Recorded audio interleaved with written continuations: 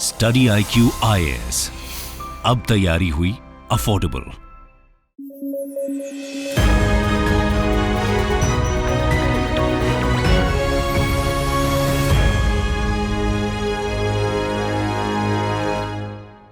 नमस्कार दोस्तों, स्वागत है आप सभी का स्टडी IQ में। मैं हूं आपका दोस्त राहुल सायगांवकर। आज हम लोग इंटरनेशनल रिलेशंस से जुड़ी हुई एक डिस्कशन करने वाले हैं। हम लोग चर्चा करने वाले हैं इंडिया और श्रीलंका के संबंधों के बारे में। हाल ही में अडानी प्रोजेक्ट के चलते श्रीलंका में एक बहुत बड़ी कंट्रोवर्सी हुई, हम लोग उसी के बारे में चर्चा करने वाले हैं। इनफैक्ट ये जो कंट्रोवर्सी हुई थी, it happened again, yet again that happened. क्यों? क्योंकि मार्च 2022 में भी कुछ इसी तरह की कंट्रोवर्सी हुई थी पहले भी, लेकिन इस बार इस कंट्रोवर्सी में Indian prime minister Narendra Modi का भी नाम आया है। तो आज हम लोग यहाँ पे चर्चा करेंगे about the impact of this particular Adani project on the Indo Sri Lankan relations. क्या ये डिस्कशन केवल इंटरनेशनल रिलेशंस की होने वाली है? नहीं, सेकेंड हाफ में हम लोग IR के बारे में जरूर चर्चा करेंगे, लेकिन हम लोग यहां पे बात करने वाले एक कॉन्सेप्ट के बारे में, क्रोनी कैपिटलिज्म के बारे में। इनफैक्ट चर्चा शुरू करते हैं एक सवाल के साथ। टिपिकल MCQ है, UPSC level MCQ। Consider the following statements with reference to the term crony capitalism. Crony capitalism का मतलब क्या है, या फिर क्रोनी कैपिटलिज्म से जुड़े हुए कुछ स्टेटमेंट आपको दिए गए हैं। पहला स्टेटमेंट कहता है, it refers to a capitalist society in which the success of business depends on the nexus between political class and business class. दूसरा स्टेटमेंट आपको कहता है, in this system the government creates monopoly businesses creating barriers to entry of others. तीसरा statement कहता है, in crony capitalism businesses that are profitable must follow merit based remuneration system. तो इन तीनों स्टेटमेंट्स में आपको बताना है कि कौन सा सही है, कौन सा गलत है। ध्यान दीजिएगा, this question asks you about which of the above statements are incorrect. तो थोड़ा समय लीजिए, 5-10 सेकेंड लीजिएगा और इस सवाल का जवाब देने की कोशिश कीजिएगा और let me know how did you do. तो आज हम लोग बात करने वाले हैं इंडिया श्रीलंका रिलेशंस के बारे में। साथ ही साथ will also understand about what is the meaning of crony capitalism. That would be the agenda here. चलिए चर्चा शुरू करते हैं, लेकिन उससे पहले अगर आप UPSC सिविल सर्विस की तैयारी कर रहे हैं तो आपके पास सुनहरा मौका है। स्टडी IQ ने शुरू किया है फाउंडेशन बैच। लाइव क्लासेस चलेगी यहाँ पे for your UPSC civil service examination for prelims and mains both. एक कॉम्प्रिहेंसिव प्रोग्राम बनाया गया है जहां पे आपके लिए 10 महीने की कंटिन्यूस गाइडेंस मिलेगी। 10 महीने का शेड्यूल बना हुआ है, क्लासेस बने हुए। For more details you can always visit our website studiiq.com। यहाँ पे लाइव क्लासेस में 900 घंटों से भी ज्यादा आपकी लाइव सेशन चलेगी, जहां पे आपका जनरल स्टडीज का प्रिपरेशन कंप्लीट करा दिया जाएगा। और हमारा फोकस रहेगा प्रीलिम्स के पर्सपेक्टिव से लर्निंग थ्रू MCQs के ऊपर। आप जानते हैं कि जो भी आप पढ़ते हो उसको आपको अप्लाई करना है इन सॉल्विंग द MCQs। और हम लोग यहाँ पे जब भी आपका एक मॉड्यूल खत्म होगा, जब भी सेशन खत्म होगा, हमारा फोकस रहेगा कि आप उस पर्टिकुलर मॉड्यूल से, उस सेक्शन से MCQ सॉल्व करें। एक प्रीलिम्स ओरिएंटेड अप्रोच चलेगा। कैसे आप चीजों को याद रखें, कैसे रिटेंशन हो, कैसे रिवीजन करें, ये भी हम आपको गाइड करते रहेंगे, जिससे कि आसानी से आप अपनी प्रीलिम्स क्लियर कर सकते हैं। और ये आपको पता है कि this course after the discount was running at 25,000 rupees. Early bird discount भी चल रहा था। पहले 200 स्लॉट्स के लिए 20,000 रुपए में ये कोर्स आपको मिलता था, बट अभी 200 स्लॉट्स से भी ज्यादा ऊपर भर चुके हैं। We are moving ahead. लेकिन अगर आपको कोर्स खरीदना है तो इससे भी एक अच्छा ऑफर है। अगर आप मेरा कोड इस्तेमाल करोगे राहुल लाइव, यहाँ पे you can get this course for 18,500 rupees only. तो देर किस बात की है, जस्ट विजिट आवर वेबसाइट और download our app to enrol for this particular course. ध्यान रखना है 20 जून 2022 शाम 6 बजे पहला क्लास शुरू हो रहा है। Let's get back to topic. जैसे कि मैंने आपको बताया, श्रीलंका में एक कंट्रोवर्सी हुई। क्यों? क्योंकि श्रीलंका के एक ऑफिशियल ने कहा कि प्राइम मिनिस्टर, यानी कि prime minister of India Narendra Modi wanted Adani's to get the renewable energy project. ये स्टेटमेंट दिया उन्होंने, उसके बाद इस स्टेटमेंट को रिट्रैक्ट भी किया गया। क्या हुआ exactly? Let's try to understand. Chairman है श्रीलंकन सिलोन इलेक्ट्रिसिटी बोर्ड के MMC फर्डिनांडो, लेकिन अभी ये रिजाइन भी कर चुके हैं। MMC फर्डिनांडो, इन्होंने श्रीलंकन पार्लियामेंट्री पैनल के सामने क्लेम किया कि Indian prime minister Narendra Modi allegedly pressured the Sri Lankan president Gotabaya Rajapaksa to award the renewable energy project to the Adani Group। ये जैसी स्टेटमेंट आया और इस स्टेटमेंट को उन्होंने अगले ही दिन रिट्रैक्ट भी कर लिया, क्योंकि एक बहुत बड़ी कंट्रोवर्सी बने, ये काफी विवाद बन चुका था, बहुत ही विवादास्मक स्टेटमेंट भी था ये। जैसे ही ये टेस्टिमनी आई, उसके बाद श्रीलंकन प्रेसिडेंट गोटाबाया राजपक्सा का भी एक स्टेटमेंट आया, जहां पे इन्होंने कंप्लीटली डिनाई किया इन एलिगेशंस को। एक ट्वीट भी आया था उनका कि जो भी स्टेटमेंट दिया है सिलोन इलेक्ट्रिसिटी बोर्ड के चेयरमैन ने ये गलत है। I categorically deny any authorisation to award this project to specific person और स्पेसिफिक एंटिटी। ये सारी चर्चा हो रही है। जाफना के पास मन्नार डिस्ट्रिक्ट में 500 मेगावाट का एक रिन्यूएबल एनर्जी प्रोजेक्ट था जिसको अडानी ग्रुप को अवार्ड किया गया था मार्च 2022। अब इस स्टेटमेंट के बाद और भी डेवलपमेंट हुई है। जो प्रेसिडेंट थे सिलोन इलेक्ट्रिसिटी बोर्ड के, he has resigned amid this particular controversy. Indian सरकार की तरफ से कोई स्टेटमेंट नहीं आया, लेकिन अडानी ग्रुप ने इस कंट्रोवर्सी के ऊपर एक रिएक्ट जरूर किया। उन्होंने कहा कि ऐसी कोई चीज नहीं हुई थी, हमारा इंटेंशन केवल यह था कि हम लोग इन्वेस्ट करें श्रीलंका में ताकि एक वैल्यूड नेबर की जो इश्यूज चल रही है उन्हें एड्रेस करें और वहां पे इलेक्ट्रिसिटी प्रोड्यूस करें, रिन्यूएबल इलेक्ट्रिसिटी, राइट। तो ये है डेवलपमेंट अभी तक की। इसके ऊपर जब भी कोई डेवलपमेंट होगी, कोई ट्रैक्शन आएगी तो हम लोग चर्चा जरूर करेंगे, लेकिन इस पूरे मुद्दे से हम लोग एक टर्म को जरूर समझेंगे। वॉट एवर द ट्रूथ, अगर इस पे इन्वेस्टिगेशन होगी, जो भी डेवलपमेंट आएगी हम लोग बात करेंगे, लेकिन ये पूरा मुद्दा जुड़ा हुआ है एक कॉन्सेप्ट के साथ जिसको कहते हैं क्रोनी कैपिटलिज्म। क्यों? क्योंकि जो स्टेटमेंट है यहाँ पे बताया गया कि वन पॉलिटिकल पर्सन और political leader has tried to pressure the other person to give some project to businessman. इसी को कहते हैं क्रोनी कैपिटलिज्म। क्रोनी कैपिटलिज्म का बेसिक डेफिनेशन ही यही है कि एक कैपिटलिस्ट सोसाइटी है जहां पे सक्सेस जो बिजनेस की होती है वो डिपेंड करती है on a nexus between the political class and business class. अब यहाँ पे न्यू एज क्रोनी कैपिटलिज्म में कहूंगा, इसमें political class, business class plus आप मीडिया को भी ज्वाइन कर लीजिए, you can also call this crony capitalism itself. ये जो यहाँ पे पिक्चर है या फिर एक एनिमेशन है, ये क्लियर कट डिपिक्ट करता है, you scratch my back I will scratch your back. This is the concept of crony capitalism, जहां पे पॉलिटिशियन बिजनेसमैन को बड़े बड़े टैक्स कट्स देंगे, दूसरे सॉफ्ट्स देंगे, दूसरे प्रोविजंस देंगे, और बिजनेसमैन उन्हें कैंपेन के लिए पैसा देंगे या फिर उन्हें पॉलिटिकली सपोर्ट करते रहेंगे, राइट। और आम आदमी का क्या होगा? आम आदमी simply keep scratching themselves. This is the idea of crony capitalism. अब आशा करता हूं कि इस पर्टिकुलर एक्सप्रेशन से आप उस सवाल का जवाब जरूर दे सकते हैं।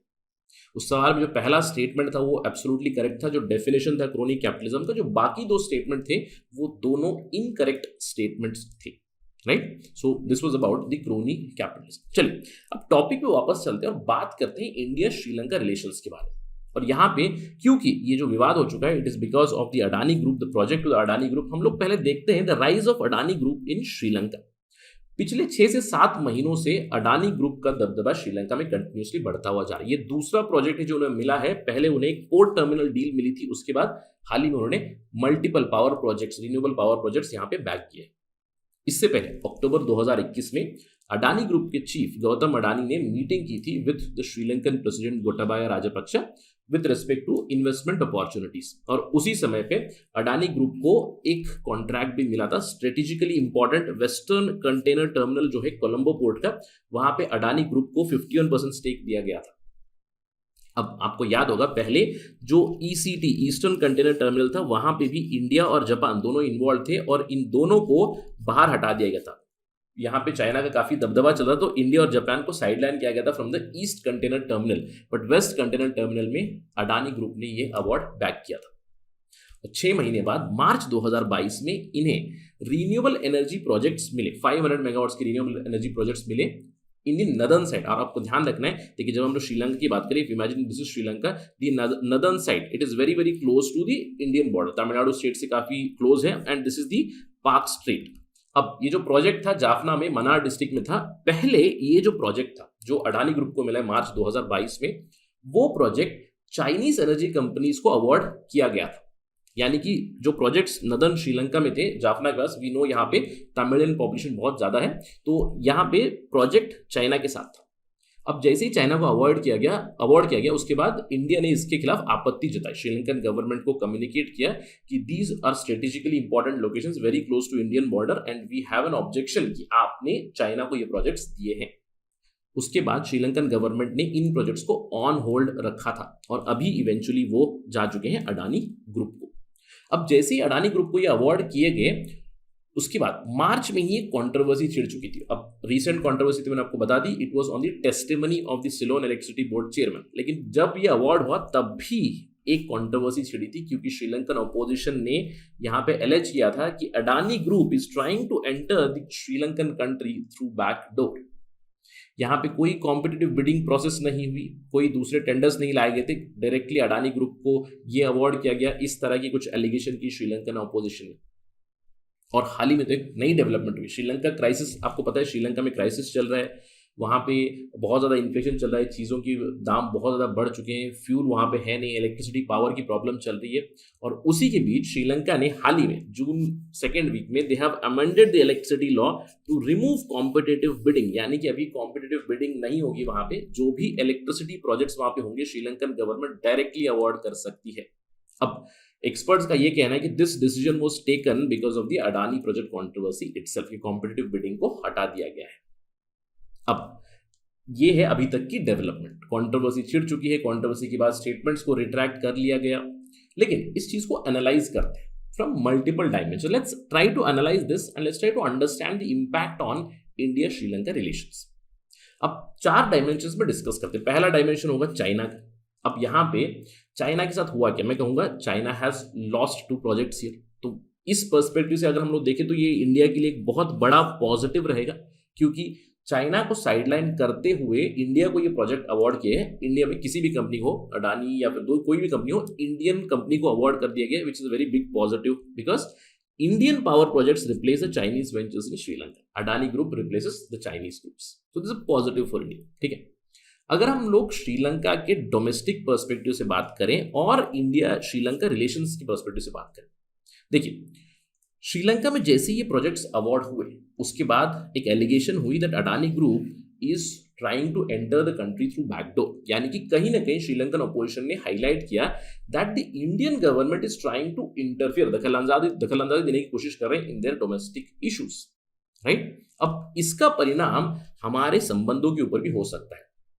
हम जानते हैं कि पिछले कुछ महीनों से श्रीलंका में क्राइसिस चल रही है और इस क्राइसिस के चलते इंडिया ने बहुत ज्यादा मदद की है, मल्टीपल लाइंस ऑफ क्रेडिट दिए हैं, फ्यूल हम लोगों ने भेजा है, फूड हम लोगों ने भेजा है, वहाँ पे जो प्रॉब्लम चल रही है वहाँ पे मदद कर। अब ये क्यों? क्योंकि वी नो हमारी नेबरहुड फर्स्ट पॉलिसी है, हम लोग गुजराल डॉक्ट्रिन में बिलीव करते हैं, जहाँ पे हम लोग हमारे पड़ोसी देशों की मदद करते हैं without expecting anything in return. But कहीं ना कहीं ये जो एलिगेशन आई है it goes against the principle of Gujral doctrine, isn't it? और इसका परिणाम क्या होगा? देखिए, India is trying to win the public trust in Sri Lanka, ये हम लोग जानते हैं। लेकिन अगर कुछ इस तरह की डेवलपमेंट हो जाएगी, इस तरह की कंट्रोवर्सी हो जाएगी जहां पे ये एलेज किया गया that Indian prime minister has forced a project on one particular company, तो इससे क्या होगा? एक पब्लिक मिस्ट्रस्ट जरूर डेवलप हो जाएगा, जिसकी वजह से 2 देशों के बीच तनाव और बढ़ सकता है। अब यहाँ पे मैं टिपिकल एक एग्जाम्पल दे सकता हूँ, श्रीलंका के साथ वही हो सकता है जो इंडिया और नेपाल के बीच हुआ है। इंडिया और नेपाल का अगर हम लोग उदाहरण दें, काफी सावर रिलेशंस रहे इंडिया नेपाल के, स्पेशली पिछले 2 दशक, मैं कहूंगा पिछले 20 सालों में जितना ग्राउंड वहां पे चाइना ने गेन किया है या फिर माओइस्ट पॉलिटिकल पार्टीज ने गेन किया है, it is all because of the mistrust between Indians and Nepali people. क्यों? क्योंकि जो वहां पे पॉलिटिकल पार्टीज, मैं कहूँ कम्युनिस्ट पार्टीज और माओइस्ट पार्टीज, जो वहां पे वोट बैंक वो गेन कर चुके हैं, it is by communicating to people कि नेपाल में इंडियंस इंटरफियर कर रहे हैं, यानी कि उनके आंतरिक मामलों में दखलंदाजी कर रहे हैं। इस चीज को हाईलाइट करते हुए इंडिया को साइडलाइन किया गया। ऑल्दो अभी वहां पे नेपाली कांग्रेस की सरकार है, but if you look at the track record in the last 20 years, वहां पे माओइस्ट पार्टीज, कम्युनिस्ट पार्टीज काफी ज्यादा पावर गेन कर चुके हैं, वी नो दैट। अब अगर यही हुआ श्रीलंका के साथ भी, then we might see history repeating itself. तो यहाँ पे थोड़ा सा ध्यान रखना पड़ेगा। अभी फिलहाल जो भी कंट्रोवर्सी हुई है, it has died down because the very next day statement was retracted. The chairman of Ceylon electricity board he resigned also. आशा करते हैं कि कंट्रोवर्सी खत्म हो जाए। इसके ऊपर कोई डेवलपमेंट भी आएगी तो हम लोग जरूर चर्चा करेंगे, what is the update on this. अगर कोई इन्वेस्टिगेशन चलेगी वगैरह, हम लोग जरूर बात करेंगे। लेकिन एक चौथा जो पहलू होगा वो इंडिया के दृष्टिकोण से रहेगा। क्यों? क्योंकि यहां पे एक बहुत ही सीरियस एलिगेशन लिखी थी। सीरियस एलिगेशन थी that the prime minister he himself is facing the allegation of crony capitalism over a power project. अब क्या इंडिया में इन्वेस्टिगेशन होगी या नहीं होगी, ये तो आने वाला समय ही बताएगा। But this is a very serious allegation and opposition ने इसका फायदा जरूर उठाया। ऑपोजिशन ने इसको हाईलाइट किया। ऑपोजिशन के बहुत सारे लीडर्स ने ट्वीट भी किया था इस चीज पे that this is a classic example of crony capitalism.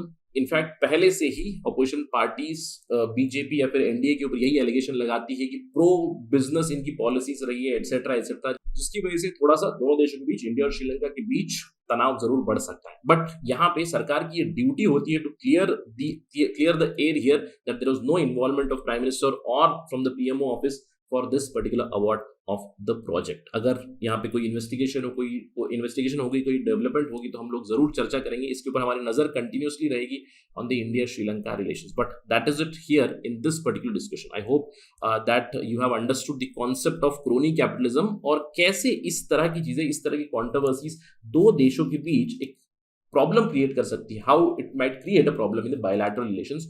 I hope that you have understood. That is it in this particular discussion. अगर आपको ये डिस्कशन पसंद आई, you can always follow me on my social media handle @RahulSai222. अगर आपको कोई doubt है, कोई सवाल है, you can always message me on Instagram. I do reply on weekends. Thank you for watching this. Jai Hind.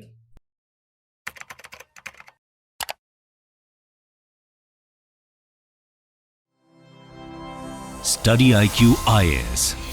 अब तैयारी हुई अफोर्डेबल.